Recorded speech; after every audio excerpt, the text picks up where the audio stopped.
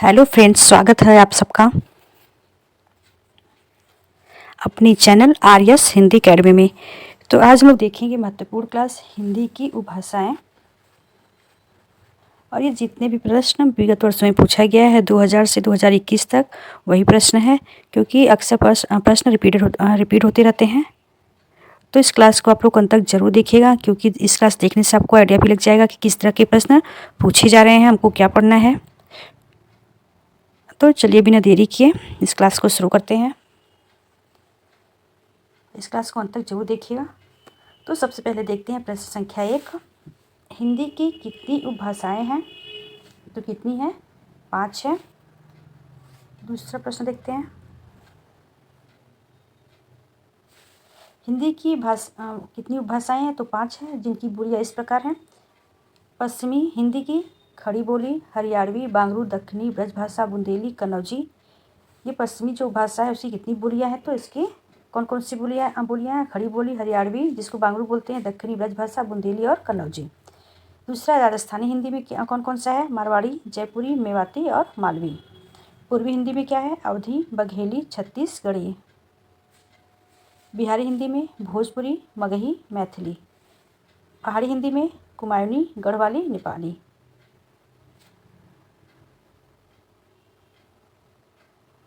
आगे देखते हैं।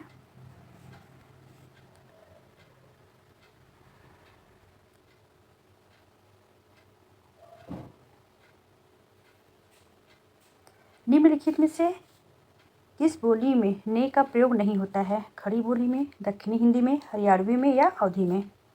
तो किस में नहीं था? अवधी में ने का प्रयोग नहीं होता है। दूसरा प्रश्न देखते हैं। इनमें से किस बोली में ने का प्रयोग नहीं होता? देखिए दोबारा रिपीट हुआ। ये पूछा गया था 2012 में और ये 2017 GSC में पूछा गया था। तो किस में नहीं होता है? ऑप्शन नंबर बी में, अवधी में नहीं होता है। ऐसे प्रश्न देखने से आइडिया लग जाता है कि किस तरह से प्रश्न बन रहे हैं, मुझे किस तरह से पढ़ना है। देखते हैं दूसरा प्रश्न। निम्नलिखित में से किस बोली में उत्तम पुरुष बहुवचन हम का प्रयोग उत्तम पुरुष एक वचन में के अर्थ में किया जाता है? ब्रज, अवधी, बांगरू या खड़ी बोली? क्या प्रश्न है? निम्नलिखित में से किस बोली में उत्तम पुरुष बहुवचन हम का प्रयोग उत्तम पुरुष एक वचन मैं के अर्थ में किया जाता है? तो बांगरू भाषा में। अवधी में उत्तम पुरुष बहुवचन हम का प्रयोग उत्तम पुरुष एक वचन में मैं के अर्थ में होता है। बांगरू में होता है। इसमें होता है अवधी भाषा में। इसमें क्या होता है? उत्तम पुरुष हम का प्रयोग किसमें होता है? उत्तम पुरुष मैं के अर्थ में होता है। गईल, भइल आदि किस बोली की किस तरह की क्रियाएं हैं? क्या है? गईल, भइल आदि किस बोली की किस तरह की क्रियाएं हैं? तो किस तरह की क्रियाएं हैं? ऑप्शन नंबर ए भोजपुरी, भूतकालिक, अवधि वर्तमानकालिक, ब्रजभाषा भूतकालिक और बुंदेली भविष्यकालीन। तो इसका सही आंसर क्या? ऑप्शन नंबर ए भोजपुरी भूतकालीन। आगे देखते हैं।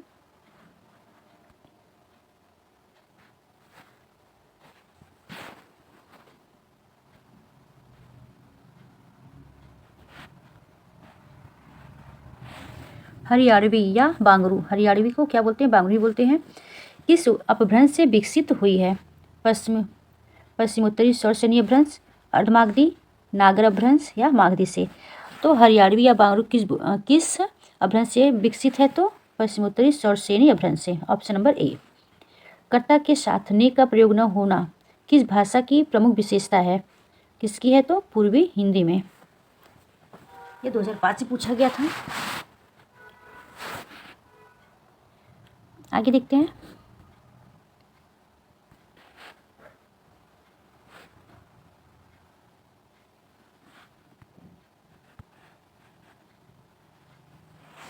पवारी इनमें से किस बोली से संबंधित है? ब्रज, खड़ी बोली, बुंदेली या अवधी? पवारी किससे संबंधित है? तो बुंदेली से। पवारी किस बोली से संबंधित है? तो बुंदेली से।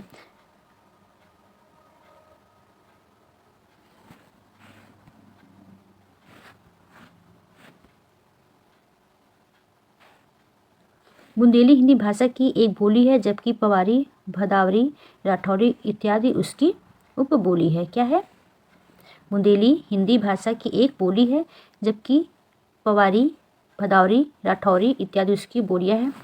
ऐसे भी प्रश्न बन सकता है आपका कि भदावरी इनमें से किस बोली से संबंधित है? तो बुंदेली से संबंधित है, या राठौरी ये भी बुंदेली से संबंधित है। तो आप लोग इसको याद रखिएगा, पवारी, भदावरी और राठौरी बुंदेली से संबंधित है। दूसरा प्रश्न, बांगरू किस उपभाषा वर्ग की बोली है? पश्चिमी हिंदी, या पूर्वी हिंदी, या बिहारी हिंदी?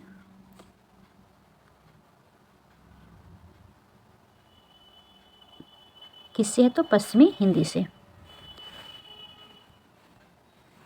पश्चिमी हिंदी से। दूसरा प्रश्न देखते हैं।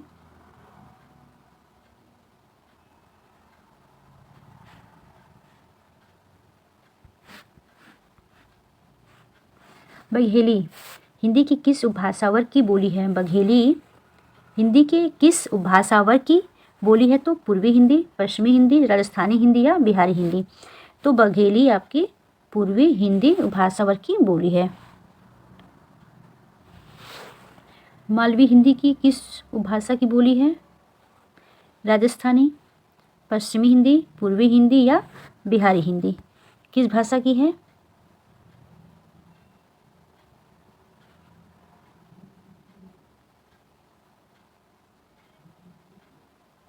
पश्चिमी हिंदी की। बघेली हिंदी के किस भाषा वर्ग की बोली है?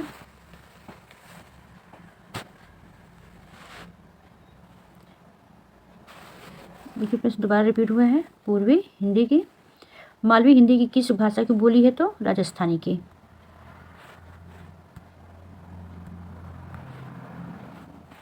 मेवाती किस उपभाषा वर्ग की बोली है? पूर्वी हिंदी, राजस्थानी, बिहारी हिंदी या पहाड़ी हिंदी? तो राजस्थानी हिंदी की मेवाती है। मेवाती राजस्थानी उपभाषा वर्ग की बोली है। मेवाती को उत्तरी राजस्थानी भी कहते हैं। राजस्थानी भाषा के अंतर्गत पश्चिमी राजस्थानी, मारवाड़ी पूर्वी आती है। जयपुरी के अंतर्गत उत्तरी राजस्थानी मेवाती के अंतर्गत आती है। और दक्षिणी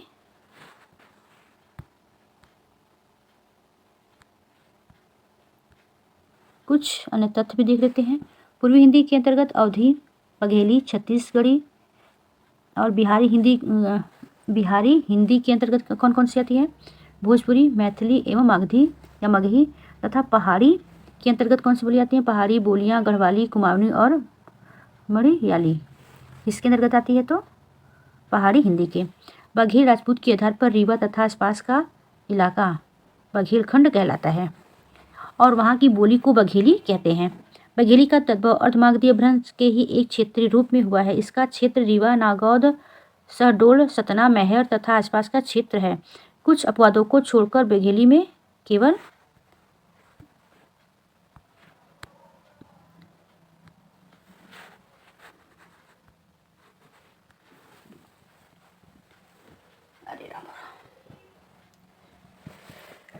किस बोली में न्यध के स्थान पर न्य को हो जाता है? अवधी, खड़ी बोली, ब्रज और भोजपुरी किस में हो जाता है? ये भोजपुरी में कब पूछा गया था? असिस्टेंट प्रोफेसर का 2014 एग्जाम में न्य और न्य हो जाता है तो भोजपुरी में। भोजपुरी बिहारी हिंदी उपवर्ग की बोली है, उपवर्ग की बोली है जिसमें न्यध के स्थान पर न्य हो जाते हैं। जैसे सुन्नर का सुंदर हो गया, चन्न का चांद हो गया, कान का कंधा हो गया, अनहार का अंधकार इत्यादि।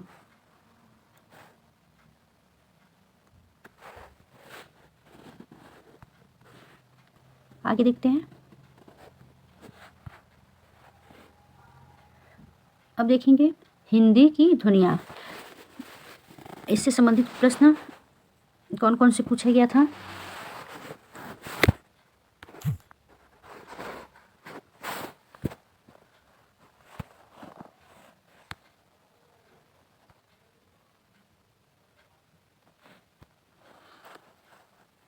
इसको देखते हैं। हिंदी की ध्वनियाँ।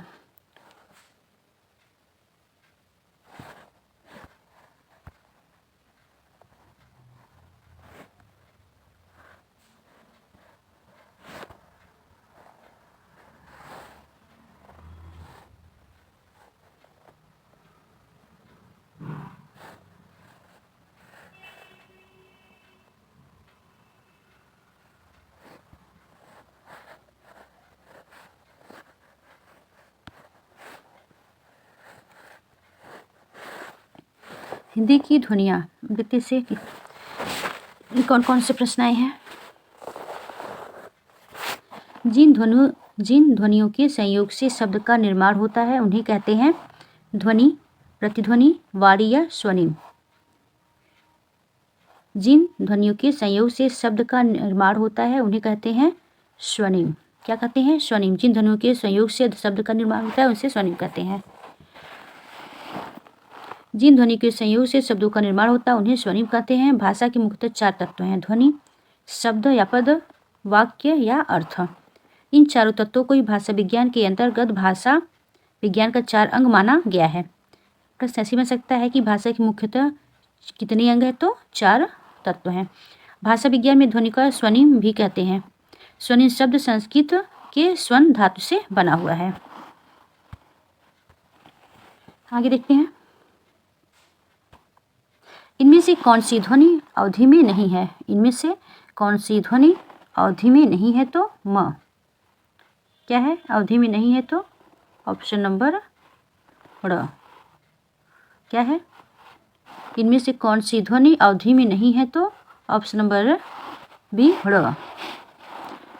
अवधि में संस्कृत मूर्धन्य संघर्षी श का ख और तालव्य श का श रूप उच्चारण होता है। किसमें? अवधि में। प्रश्न ऐसे बन सकता है कि संस्कृत मूर्धन्य संघर्षी स का ख और तालव्य श का स रूप उच्चारण किसमें होता है? तो अवधि में। जैसे शीतल का शीतल, रावण का रावण, हर्ष का हरक, बाण का बाण इत्यादि अवधि में। ल ध्वनि राय किसमें हो जाता है? र में। अवधि में ल ध्वनि का क्या हो जाता है? प्रायः तो र हो जाता है। कभी ड़ ध्वनि में र हो जाती है, जैसे तलवार का तरवारी, डाल का डारी, लड़का का लड़िका, पकड़ का पकड़ी। क्या हो गया? र का र हो गया है। ये किसका पहचान है? तो अवधि भाषा का।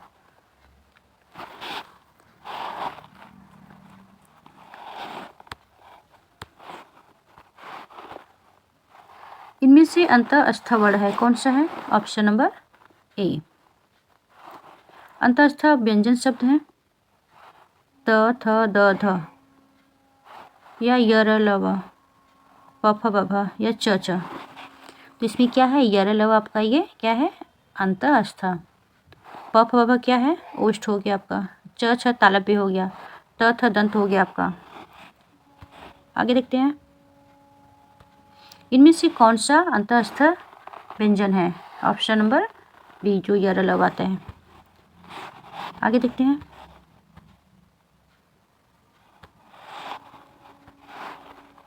इनमें से कौन सी ध्वनि अंतःस्थ नहीं है? व, ब, र, ल। तो कौन सा नहीं है? ब आपका य, र, ल ये सब क्या आपका अंतःस्थ है। इनमें से कौन सा शब्द स्पर्श व्यंजन नहीं है? तो क्या है? ऑप्शन नंबर ए, ये तो आपका अंतःस्थ हो गया।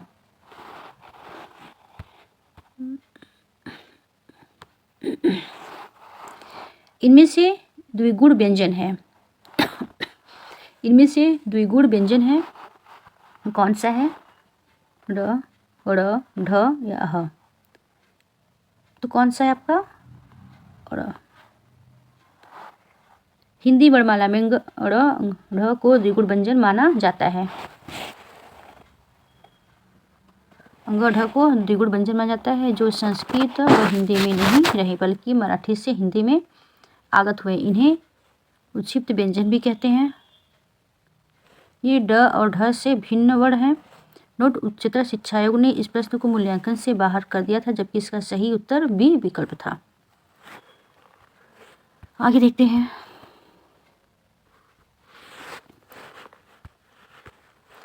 कामता प्रसाद गुरु ने वाह्य प्रयत्न के अनुसार व्यंजनों के कितने भेद माने हैं? 3, 5, 4 या 2। ये GS 2012 में पूछा गया था। तो कामता प्रसाद गुरु ने वाह्य प्रयत्न के अनुसार व्यंजनों की संख्या 2 मानी है। निम्नलिखित में से कंठ ध्वनियाँ कौन सी है? क, ख, ग, घ ये आपका कंठ है। ये आपका तालव्य हो गया, अंतस्थ हो गया, ये मूर्धन्य हो गया। आगे देखते हैं।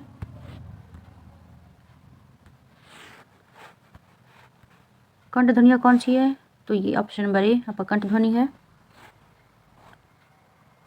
कंठ और निचली जीभ के स्पर्श से बोलने जाने वाले वर्ण कंठ कहलाते हैं। प्रश्न ऐसे बन सकता है कि कंठ और निचली जीभ के स्पर्श से बोले जाने वाले वर्ण क्या कहलाते हैं? तो कंठ कहलाते हैं। याद करिएगा, कंठ और निचली जीभ के स्पर्श से।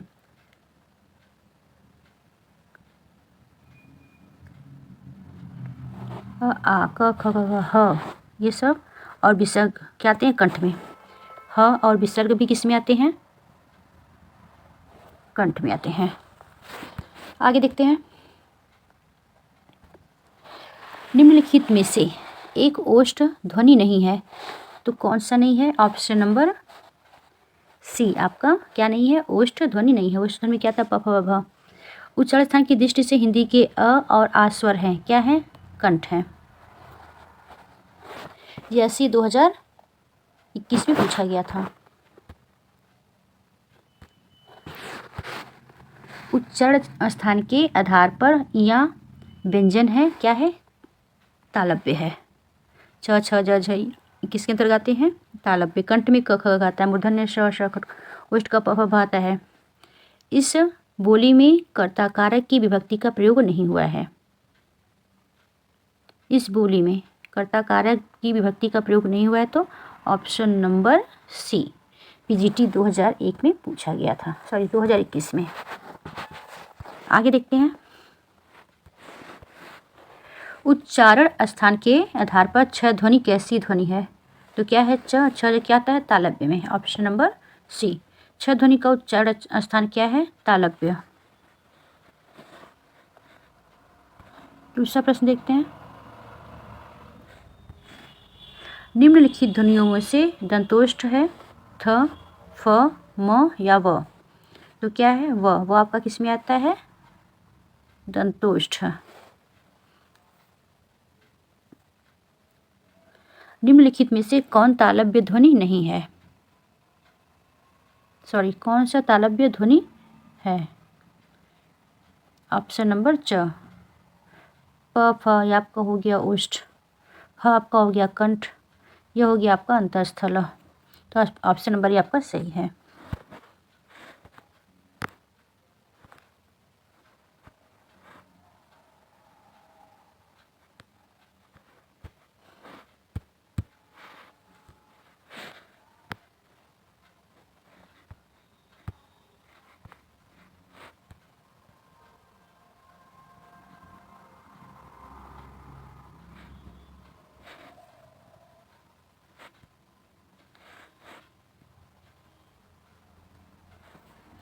प ध्वनि का उच्चारण। प ध्वनि का उच्चारण स्थान है मूर्धन्य, तालव्य, दंत या ओष्ठ। तो क्या है? ओष्ठ।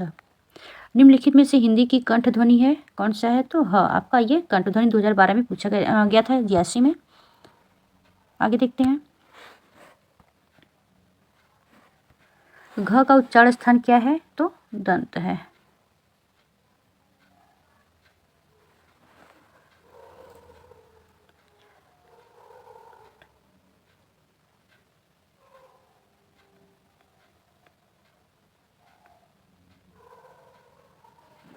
क्या है ये? ऑप्शन नंबर ध का उच्चारण स्थान क्या है? तो दंत है। ध का उच्चारण स्थान दंत है क्योंकि यह त वर्ग का स्पर्श व्यंजन है। ध क्या है? आपका घोष वर्ण है, दंत वर्ण है और महाप्राण है। और महाप्राण होता क्या है? दूसरा और चौथा वर्ण महाप्राण में आते हैं। वर्ण का दूसरा और चौथा वर्ण, और घोष तीसरा चौथा में आता है, तीसरा चौथा वर्ण। हिंदी की अग्र अवृत्ताकार संवृत्त स्वर ध्वनि है, कौन सा है? Option number B. ये क्या है? अग्र स्वर अवृत्ताकार है, ई। संवृत्त स्वर ध्वनि है, क्या है? ई।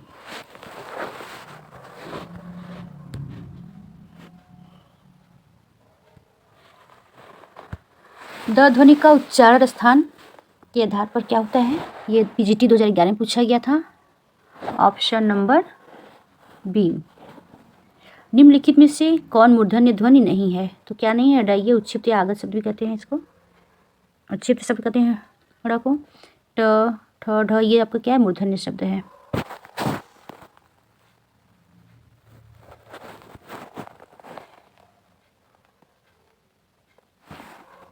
इनमें से कौन सा पश्य स्वर है? कौन सा है? तो ऑप्शन नंबर ए आपका ये पश्य स्वर है।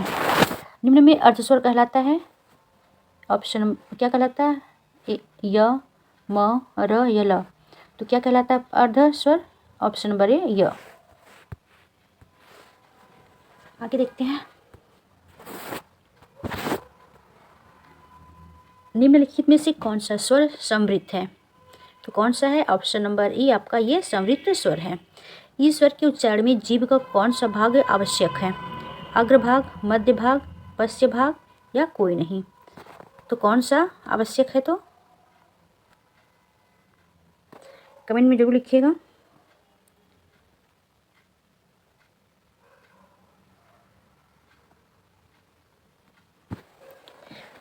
इनमें से ऊष्म व्यंजन नहीं है।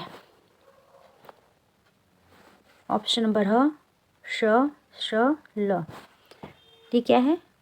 ऊष्म व्यंजन ल आपका नहीं है। ये 2017 में पूछा गया था। ये आपका अंतःस्थ व्यंजन है। उच्चारण की दृष्टि से श, श, श व्यंजन किस प्रकार का है? तो ये ऊष्म व्यंजन है। आगे देखते हैं। हिंदी वर्णमाला में वर्ण कितने होते हैं? तो सबको पता है। Option number B 52। व्यंजन और स्वर के संयुक्त रूप को क्या कहते हैं?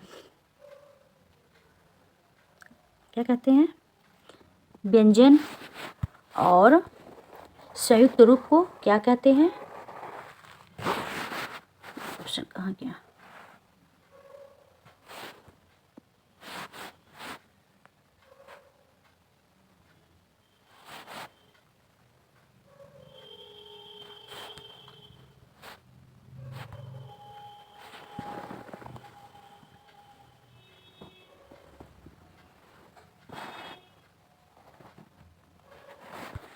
कहाँ चला गया? व्यंजन और स्वर के संयुक्त रूप को क्या कहते हैं? तो अक्षर कहते हैं। आगे देखते हैं।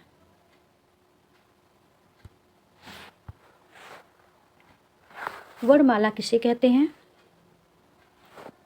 शब्द समूह को, वर्णों के संकलन को, शब्द गणना को, वर्णों के व्यवस्थित समूह को। तो किसे कहते हैं? वर्णों के व्यवस्थित समूह को वर्णमाला कहते हैं। वर्ण या अक्षर उस ध्वनि को कहते हैं जिसके टुकड़े नहीं हो सकते, अर्थात भाषा की सबसे छोटी इकाई है। अक्षरों या वर्णों के व्यवस्थित समूह को वर्णमाला कहते हैं। हिंदी के लिए प्रयुक्त देवनागरी लिपि में कुल 52 वर्ण है, जिसमें 11 स्वर है, 2 अयोगवाह है, 33 व्यंजन है, 2 द्विगुण व्यंजन तथा 4 संयुक्त अक्षर है। आगे देखते हैं। हिंदी भाषा में कितने व्यंजन हैं? हिंदी भाषा में कितने व्यंजन हैं? तो ऑप्शन नंबर 33। हिंदी वर्णमाला में कितने वर्ण हैं? तो 52 हैं।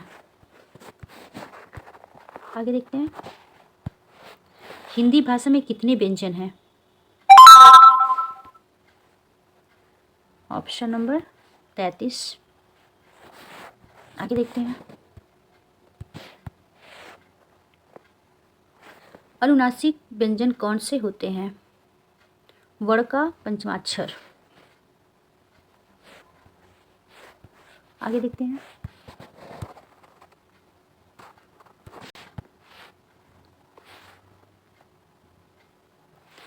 एक में तालव्य ध्वनियों का प्रयोग हुआ है। एक में तालव्य ध्वनियों का प्रयोग हुआ है। पापा, बाबा, मामा, चाचा। यह पीजीटी 2021 में पूछा गया था कि किसमें तालव्य ध्वनियों का प्रयोग हुआ है? तो चाचा। जैसे च, छ, ज, झ ये सब वर्ड क्या है? आपका तालव्य है। निम्नलिखित भाषा में विचारों को कैसे व्यक्त किया जाता है? संकेतों द्वारा, बोलकर, लिखकर या सुनकर। किसके द्वारा व्यक्त किया जाता है? तो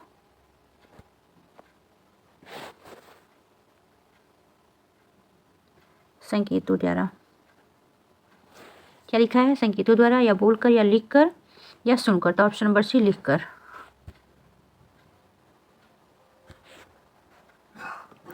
संथाली भाषा किस भाषा परिवार से संबंधित है? तो भारतीय परिवार, द्रविड़ परिवार, आस्ट्रिक परिवार या चीनी तिब्बती परिवार। 2021 में पूछा गया था। संथाली भाषा आस्ट्रिक परिवार से संबंधित है। किससे है संथाली भाषा? आस्ट्रिक परिवार से संबंधित है। संथाली भाषा आस्ट्रिक परिवार से संबंधित है, जो भारत के झारखंड, पश्चिम बंगाल तथा बांग्लादेश में भी बोली जाती है। तो आज के लिए इतना ही। अगर मेरी वीडियो आप लोग को अच्छी लगे तो लाइक और सब्सक्राइब जरूर करिएगा। तब तक के लिए नमस्कार।